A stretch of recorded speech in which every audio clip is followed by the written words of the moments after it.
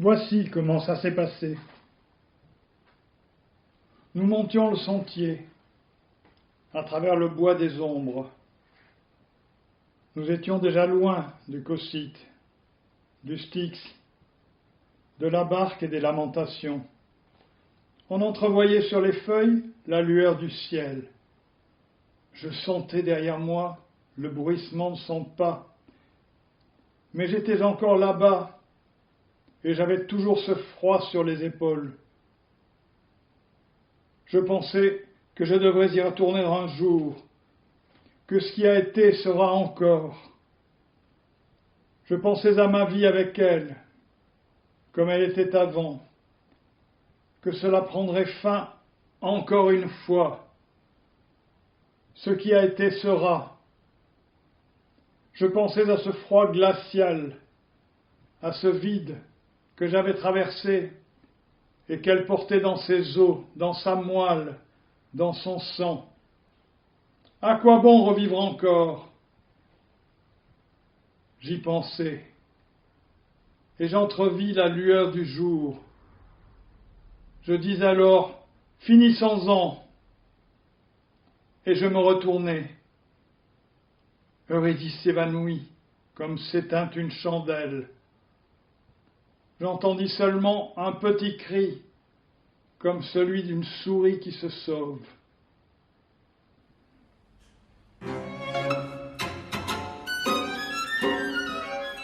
Étrange propos, Orphée.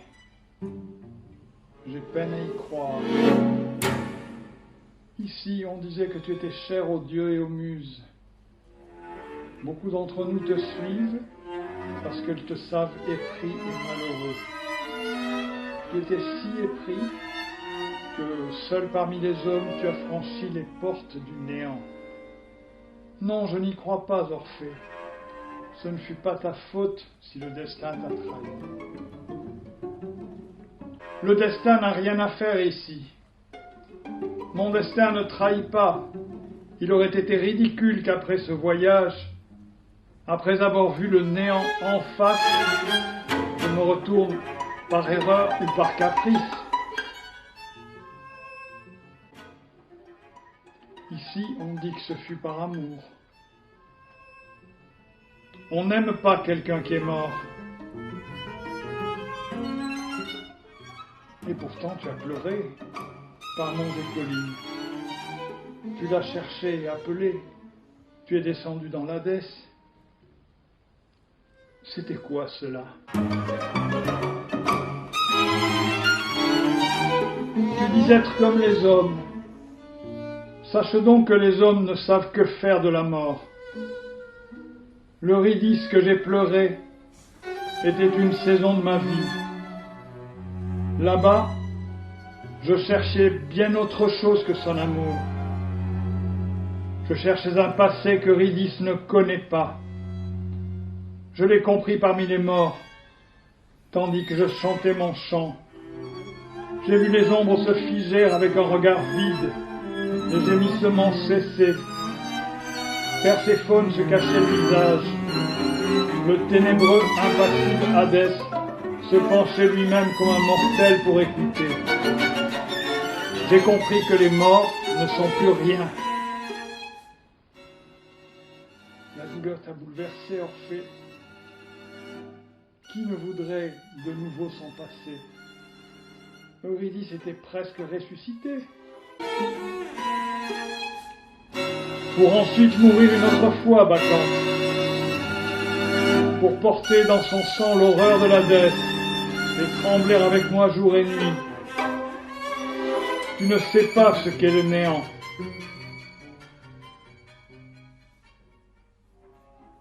Et ainsi, toi, qui par ton chant avais retrouvé le passé, tu l'as repoussé et détruit.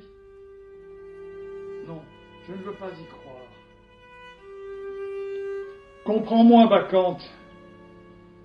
Ce ne fut un vrai passé que dans le chant. L'Hadès ne se vit lui-même qu'en m'écoutant.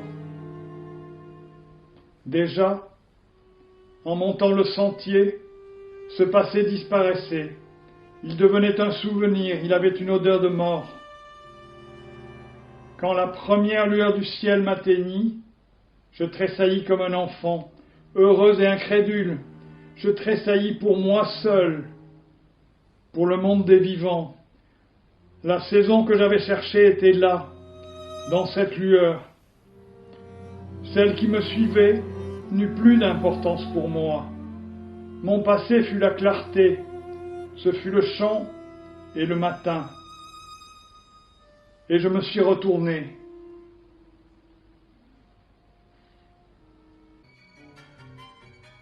Comment as-tu donc pu te résigner, Orphée? Tu faisais peur à ceux qui t'ont vu à ton retour. Eurydice avait été pour toi toute une existence. Sottise! Eurydice en mourant devint quelque chose d'autre. L'Orphée qui descendit dans l'Hadès n'était plus ni époux ni veuf. Mes pleurs d'alors furent comme les pleurs qu'on verse quand on est enfant et dont le souvenir fait sourire. Cette saison est passée. C'est moi, et non plus elle, que je cherchais en pleurant. Un destin, si tu veux. Je m'écoutais. Beaucoup d'entre nous te suivent parce qu'elles croyaient en tes pleurs. Tu les as donc trompées? Bacchante, ô Bacchante, tu ne veux vraiment pas comprendre. Mon destin ne trahit pas. Je me suis cherché moi-même. On ne cherche que cela. Ici, nous sommes plus simples, Orphée. Ici, nous croyons à l'amour et à la mort. Nous pleurons et nous rions avec tout le monde. Nos fêtes les plus joyeuses sont celles où coule du sang. Nous, les femmes de Thrace, nous ne craignons pas ces choses-là. Vu du côté de la vie, tout est beau. Mais crois celui qui est allé parmi les morts, ça ne vaut pas la peine. Autrefois, tu n'étais pas comme ça. Tu ne parlais pas du néant. Approcher la mort nous rend semblables aux dieux. Toi-même, tu enseignais qu'une ivresse emporte vie et mort et nous rend plus qu'humains. Tu as vu la fête. Ce qui compte, ce n'est pas le sang, ma fille. L'ivresse ni le sang ne m'impressionnent.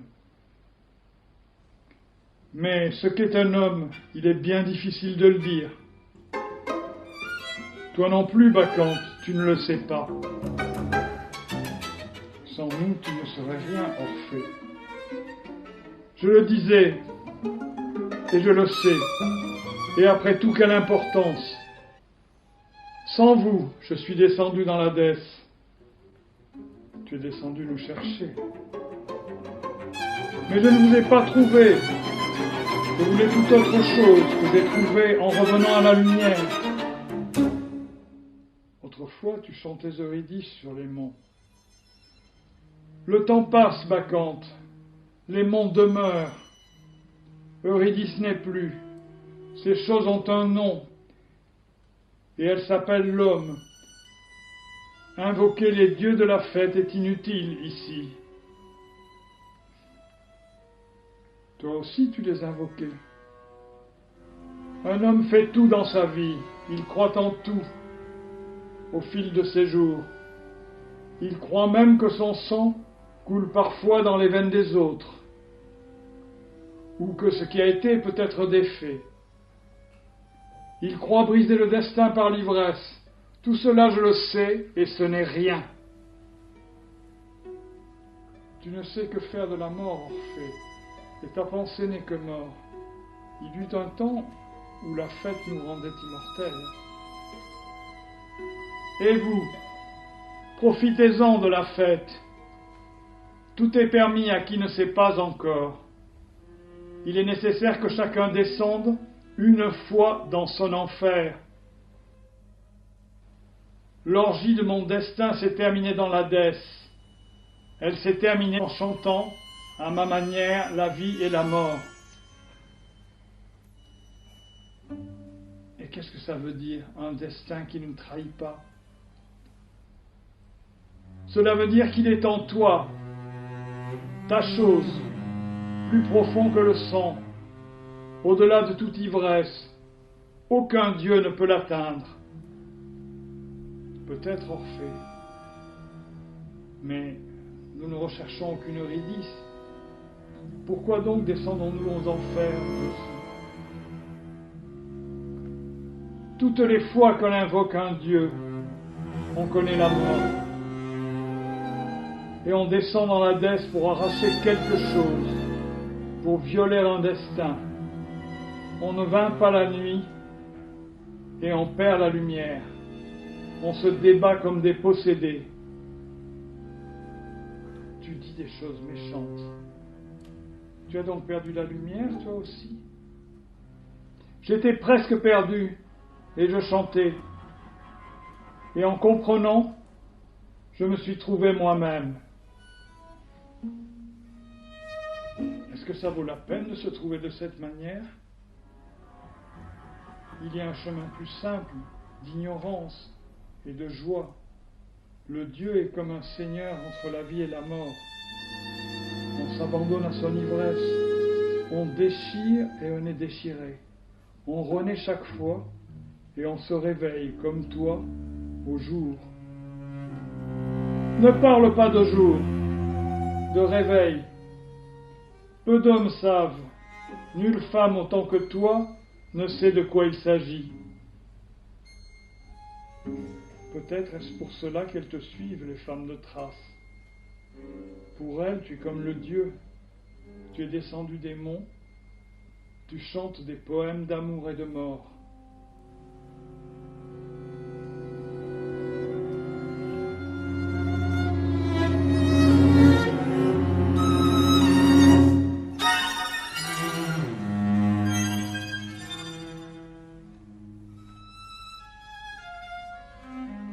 Saute. Avec toi on peut parler au moins. Peut-être un jour seras-tu comme les hommes.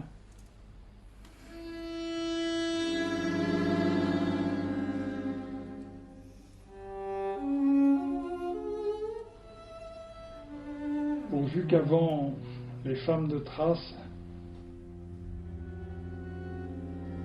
parlent.